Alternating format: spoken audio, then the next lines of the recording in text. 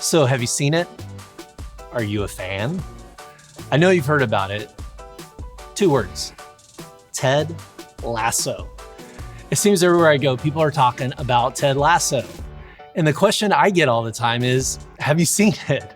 Have you watched it? It's almost become like a rite of passage. And let me say just from the beginning, I've seen it and I love it. And it seems like everyone else does too.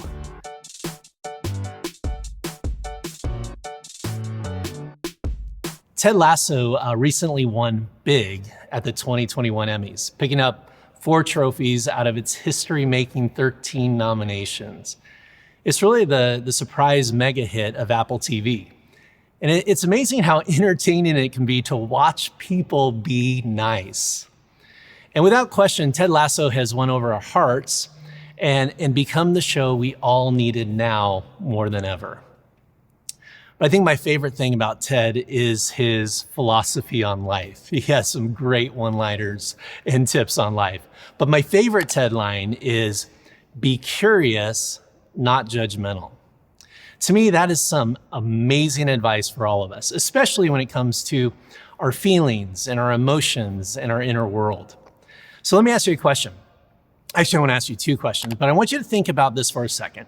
How curious are you about your emotions? Like, just sit with that for a second. Are you investigating your feelings? Are you curious? Okay, now let me ask you a second question. How judgmental are you towards your feelings? How often are you saying, well, I shouldn't feel this way. It's wrong for me to feel angry. It's wrong for me to feel sad, or I feel bad about feeling bad. I wonder what it would look like if we took Ted Lasso's advice to heart. Be curious, not judgmental. How much healthier do you think your life would be? How much stronger and secure would you be?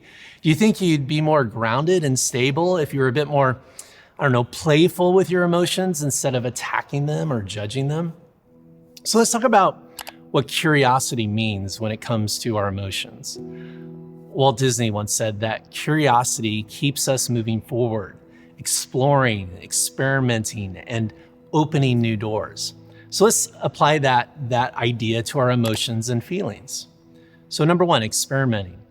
Here's an experiment that you could try with a particular feeling. Try moving it from a negative feeling to a positive feeling, from a liability to an asset. For example, experimenting with the feeling of sadness. What if we shifted it from pulling us down to pulling us forward? From it feeling heavy to feeling like motivation to change something. Wouldn't that be an amazing experiment? If we're sad because a friend passed away, let that be a sign of the love and appreciation you had for them instead of a sign of just heartbreak and loss. Play with the emotion, reframe it, experiment with its meaning and its power over you. This is what curiosity can do. It should lead you to try different stuff with feelings that have always produced the same thing for you. So number 2 benefit of curiosity is that curiosity is also about opening new doors. And this is where we don't have to go through the same door when we feel the same emotion. For example, if you're angry, perhaps you have the same reaction every time. You walk through the exact same door every time you're angry. But if you got curious about your anger, perhaps it might lead you through another door. For example, instead of yelling or attacking, you could use your anger to engage in honest dialogue about what you're really feeling and experiencing. That would be a different door. Or if you feel depressed, you don't go through the same door of burying and hiding your depression. You try a new door. You walk through the door of sharing and talking about it with friends, asking for help. That's what curiosity does. It gives you new options for the things that were set in stone.